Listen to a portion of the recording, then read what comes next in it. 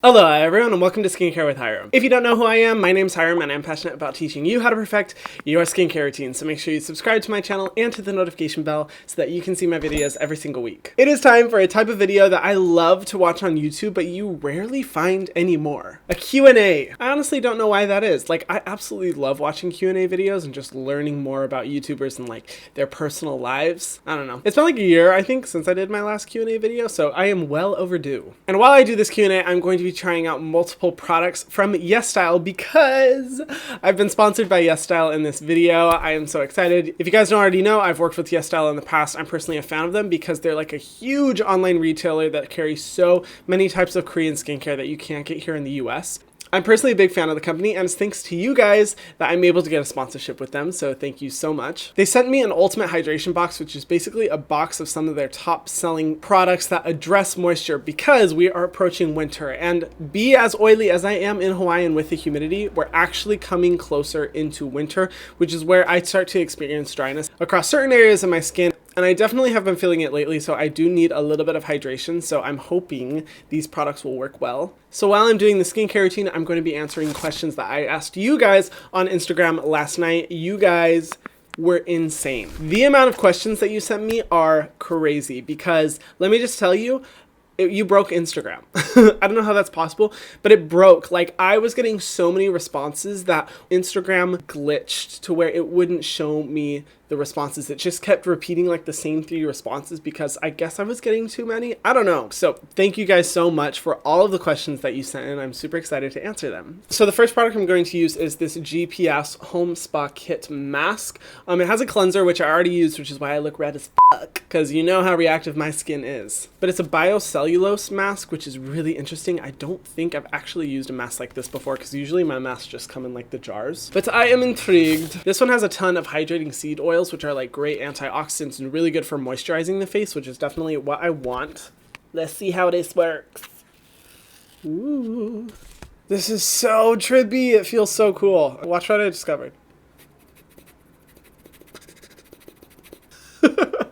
Okay, anyway, question number 1. I'm a Vo, and like a ton of other people asked, how did you become interested in skincare? So actually, it's a pretty crazy story, which involves like a significant story in my mental health journey. If you guys haven't seen my videos about my struggle with mental health, I have the videos on my channel, but if you want to hear like what inspired me to get into skincare, I actually really recommend that you go over and listen to the Missing Sounds podcast. They're an amazing group of girls that interviewed me. I just love their podcast because they focus on a lot of really cool social issues, and I was actually interviewed on that podcast. They asked a bunch of great questions about like my journey through skincare, my journey into YouTube, one recent video about a brand that may or may not have gotten a lot of attention, and my thoughts on a lot of big issues like environmentalism and racism within the industry. I've left a link to Spotify in the description box below. Feel free to go and listen to it and support them. They are awesome girls. It was an awesome experience. I really enjoyed it. Only Casey Baby said, what's your advice to smaller creators who wish to be more known on YouTube? That is a great question, of which I am vastly underinformed about because I'm still growing my own channel. I don't know what the fuck I'm doing. But I'd say the biggest thing, and this was something that I discovered kind of like at the beginning of the year, figure out how you are different from everyone else in the industry. I just really like people who are very different, who are unexpected, who have content that you wouldn't be able to find anywhere, or who just offer a really unique perspective. If you're a beauty influencer, find what makes you different. When I started my channel, I was like, you know what? I'm not like every other skincare YouTuber out there. Everyone seems so polished, so accomplished, everything looks so picturesque, and that is just not my personality. I'm harsh, I'm shady, I cuss a lot, and I was like, you know what? That's what I'm gonna do. And I just decided to be myself. And the thing that I run into oftentimes when I'm watching a lot of small YouTubers is that they don't really offer anything unique. I can see their struggle of them trying to be like bigger YouTubers so that they can be successful, when in reality, you have to set yourself apart and be completely different in a really refreshing way. Honestly, I feel like when you embody that, your success will come. If I had stayed just like my first couple videos where I was very like polished and talking perfectly and trying to make it like a beauty guru, I would not be at the point I am today. Sigrid said, what was your first ever skincare item? The very first product I ever used was the First Aid Beauty Ultra Repair Cream. I fell in love with this product instantly. Even though this product was not meant for my oily skin and I was looking like a grease ball walking everywhere, I felt so good and I thought that I had aging figured out. Wrinkles, who is she? But I still actually really like that product and I love the brand. They're one of my favorites. But yeah, good memories. Maria said, would you ever consider moving away from Hawaii?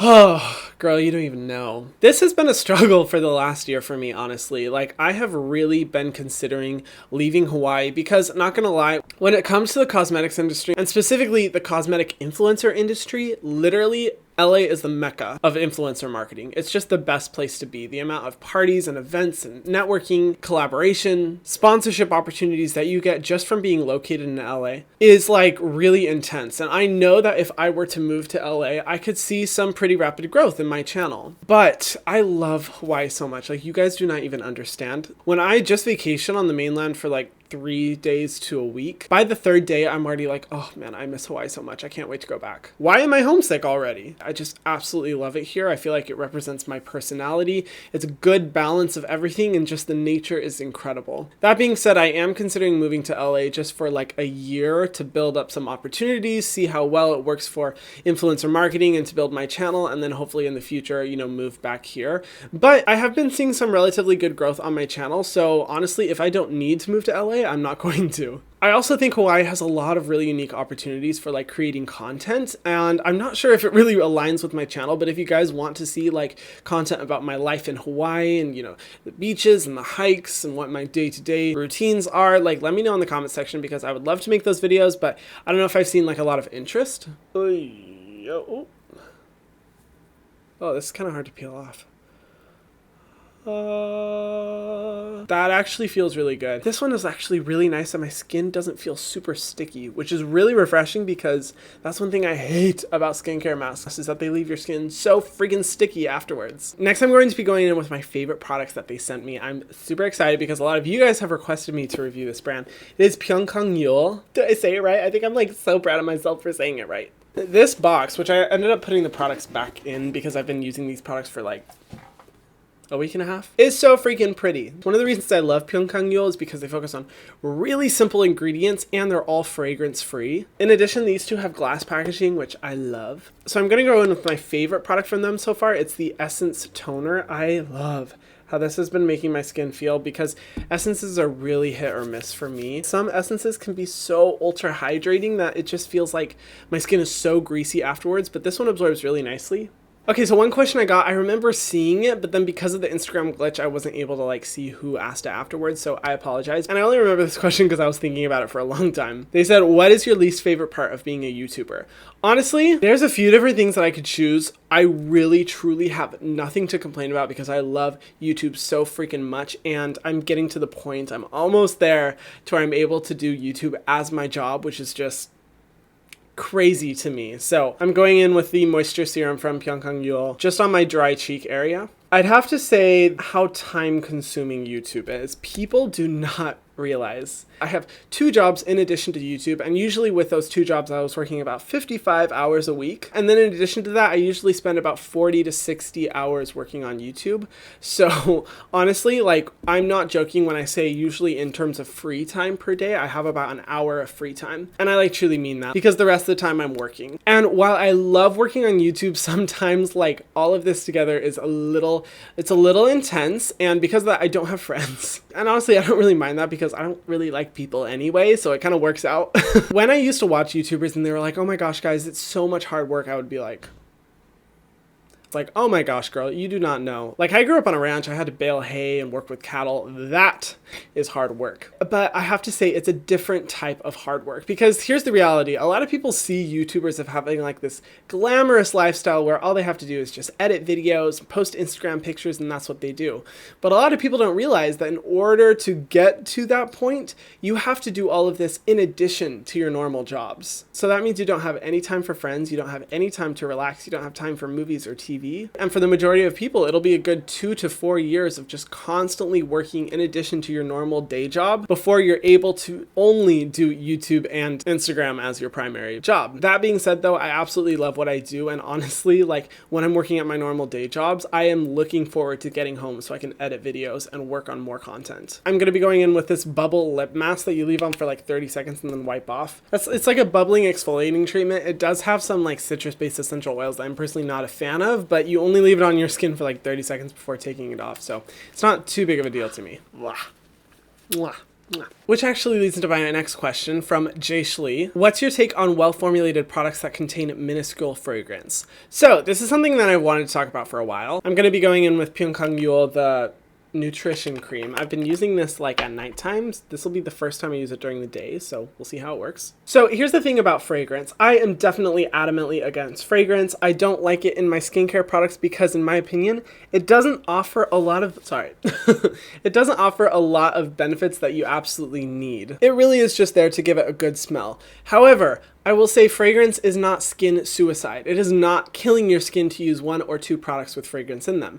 The reason why I'm so adamant about saying no to fragrance on my channel is because I know that the majority of people who watch my content, likely every single product that they use has some type of fragrance in it. So if my recommendations can help them to just take a few fragrance-based products out of their routine and substitute it with fragrance-free options, that is what I'm aiming to do. But I think it's extreme to like always have a no fragrance approach to every single product that you use. There are some products out there that have amazing formulas with really beneficial ingredients and do contain some fragrance. Do I like that it has fragrance? No. But does that mean it's a bad product? Absolutely not. And I know you guys may be saying like, but Hyram, in your Truth About videos, you always bash brands for fragrance. And yes, I do. And that's because I have to say, like, when it comes to skincare, I truly believe that skincare should only have the best ingredients in it. Fragrance not being one of them. But at the same time, it's a balance. I feel like making sure that your skincare routine is primarily fragrance free, but at the same time having like 1 or 2 products that do have some fragrance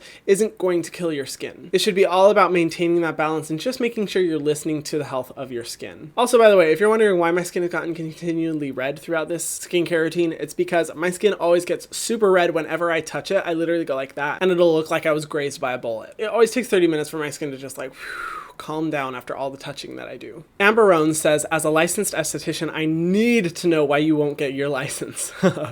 So I have so many questions about this. There's a few reasons. I'd say the first thing is that it's expensive. Like, it's a lot of money, and not so much in the sense that you have to pay a lot of money, but you have to be able to have free time to be able to go to your classes. Like I said before, I work 2 jobs and I do YouTube. So if I were to go to aesthetic school, I'd have to definitely give up one of those, maybe even give up 2 of those to be able to allot free time to go to school. And the thing is that I am here by myself in Hawaii. I don't have family. Like, if worse comes to worse, I will be on the street. There's no one to support me. And because Hawaii is so expensive, that kind of poses a challenge to me. In addition, and I've gotten backlash for saying this, but it's the truth, I have previously worked with a lot of estheticians in the past, and there are incredible estheticians that I source so much information from because they know so much. But I've also met a lot of estheticians to where, say, I would approach them and I'd be like, hey, like, what is your opinion of retinol? They'd respond with, what's retinol? Or I'd ask them, like, what's your opinion on denatured alcohol formulated in products? Like, should it be there? Should it not? I really want to hear what you think. And they'll respond with, what's denatured alcohol? I haven't heard of that before. And they're licensed. They are licensed estheticians. And I'm not saying that that's the majority, that's just the experiences that I've had, which leads me to believe that an esthetician's license doesn't always reflect the skill or intelligence level of that individual when it comes to skincare. And being that I would only become licensed to work in skincare, I kind of was thinking to myself, like, well, is it really necessary? And in addition, it takes a lot of free time to not only go to school, but also build your own practice after if you're going to facilitate facials. And truly, I really don't have any desire to have my own business of facilitating facials. My passion comes in sharing education. And honestly, with the amount of time that I would have to put into becoming an esthetician and having my own practice, I would much rather put that much time and energy into YouTube to help educate people about skincare and to build my career on here. Because honestly, the opportunities that I see coming from YouTube are going to be much more sustainable in terms of long-term financing than becoming an esthetician and building a practice. Does that make sense? So with that in mind, yes, I am considering becoming an esthetician, but it's not really high priority right now, especially considering how expensive it is and how much time it's going to take, of which I have none. And for the final step of the routine, I'm going to be using the Dear Claire's Fundamental Ampule Mist. You guys ask about this line all the freaking time. The primary ingredient in this is green tea water, which I'm personally a fan of. I really like that ingredient, so let's go in. Woo! And we are done. We're looking glowy and hydrated. And that's all the questions I'm going to be answering today. Thank you guys so much for participating. I can't wait to do the next question and answer. If you haven't already, be sure to follow me on my Instagram so that you can participate. Thank you so much to YesStyle for sponsoring this video. If you are interested in purchasing any of the products, feel free to check out the links in my description box. And if you guys haven't already, be sure to subscribe to my channel and hit the notification bell so that you can see my videos every single week. Thank you guys so much for watching, and I will see you in the next video. Mwah.